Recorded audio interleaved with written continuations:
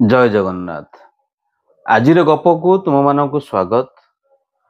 आजिर गप हेउछि जड़े वृद्ध चाषी एवं पत्थर।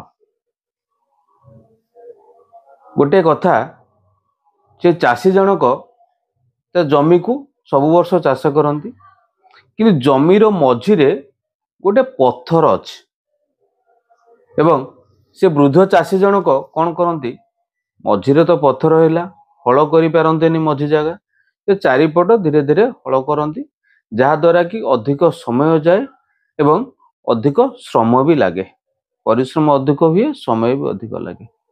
से भावती ये पत्थरटा हूँ कौन बहुत बड़ पत्थर, यह मो पक्षे संभव नुहे पत्थर को काढ़ी जमी बाहर को करवा।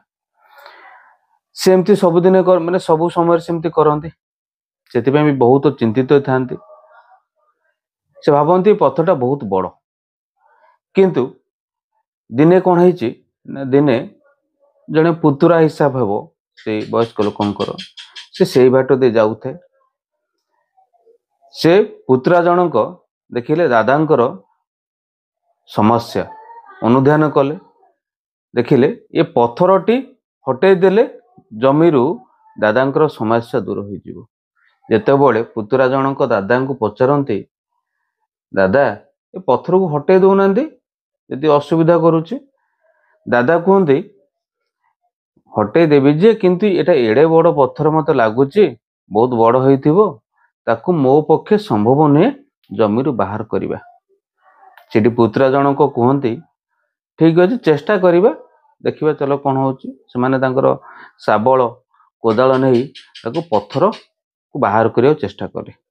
जितेबाला पत्थर चारिपट काढ़ी देइचंती माटी काढ़ी देइचंती देखिले जेड़े बड़ आशा करुथिले से वृद्ध जनक जेड़े बड़ पत्थर अच्छी बोली आशा करुथिले ताठू बहुत छोट पत्थरटीए थिला एवं अधिकांश अंश माटी रे पोती होइथिला। तापरे से दुई जण सांग होइकी सहजरे पत्थर को काढ़ी देइचंती। एठी गपर ये गपर सारमर्म होउची कोन आम जीवन रे जहा को कष्ट भावुचे एटा ए पाठटा आम पई कष्ट से आम चेष्टा करें केबे जदि आम चेष्टा करिबा एमती देखिबो जेड़े बड़ कष्ट भावुच से सेते कष्ट होई न थाए। तो प्रतिटी कार्य को जहा कि जीवन सहित जड़ित मोर पाठ पढ़ा सहित जड़ित ताकू कष्ट भाविबानी, कष्ट भाविले तो हबनी किछि। कष्ट